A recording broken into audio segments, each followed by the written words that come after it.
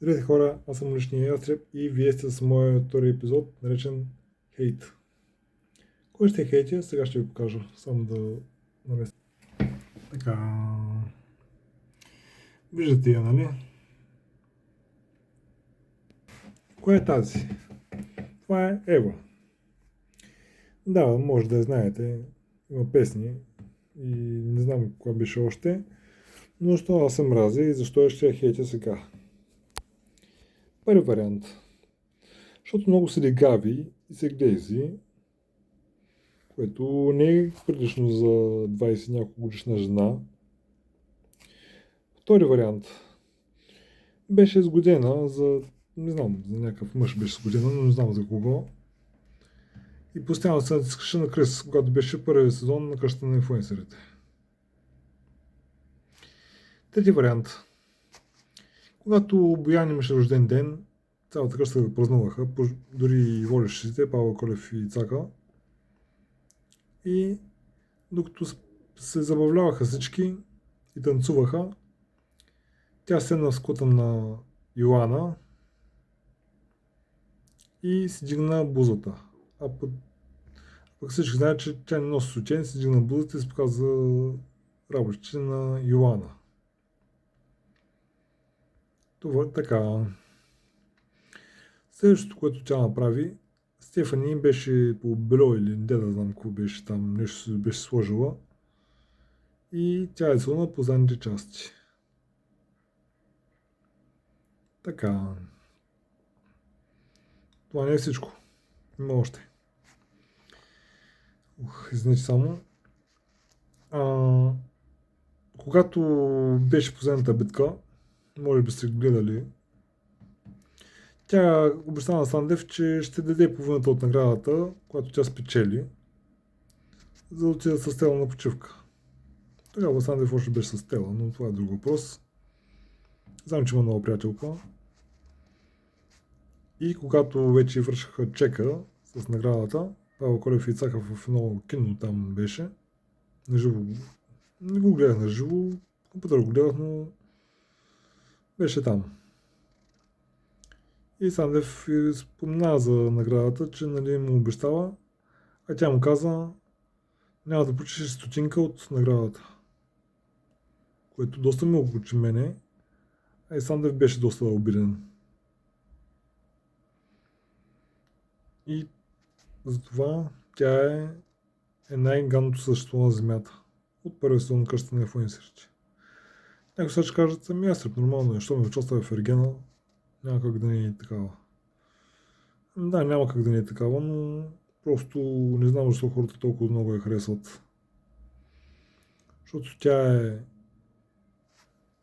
И пък гад беше в клюкарника, уж харесваше Крис, такива работи, а в клюкарника говореше против него. Дори в някои от видеята, които съм гледал с нея,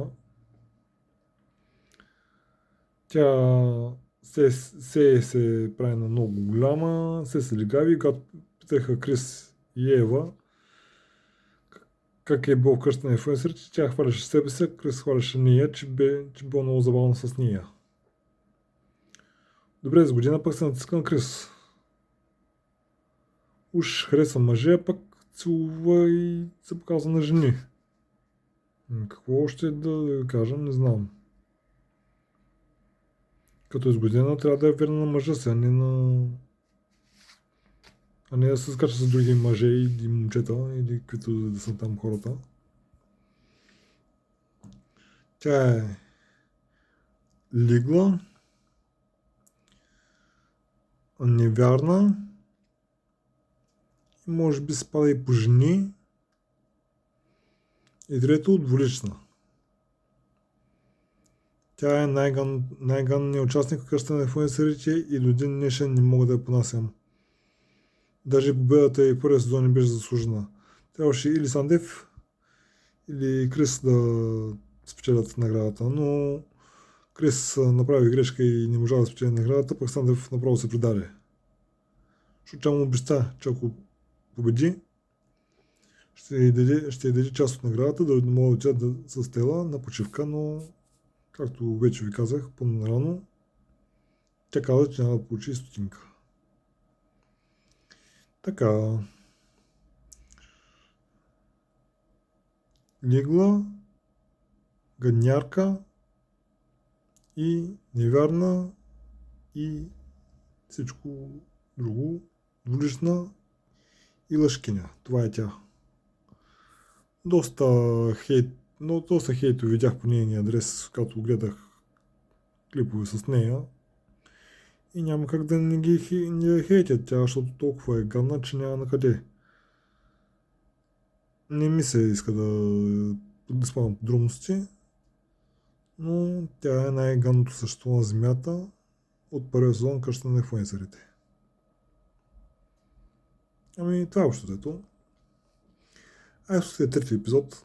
Може да направя трети епизод за вас, но ще ви дам две момичета, за които да нахейтя. Или Стела, или Алексчето. Може да изберете първо едната, след това другата. И така ще му направя трети епизод и четвърти епизод, който да ги нахейтя. Но мисля само да направя трети епизод, защото имам няколко идеи, които искам да направя на видео, така че ако искате трети епизод, пишете да нахейтя, кой да нахейтя. Или Алексчето или Стела. Ако искате Алексчето, ще разкажа позитивните и отрицателни неща на Алексчето. Но Стела няма позитивни работи, така че ако искате направо ние да нахейтя, и това ще бъде третия епизод, за някой от двете. Ако клипът ви е харесал, пръсете лайк моя подкрепа и се абонирайте за канала ми, кажете на приятелите да се абонират за канала ми, така ще правя пак повече видеа за вас и ще се постарая и по-често да качвам за вас. Аз съм уличния ястреб и довиждане и нови срещи. Обичам ви!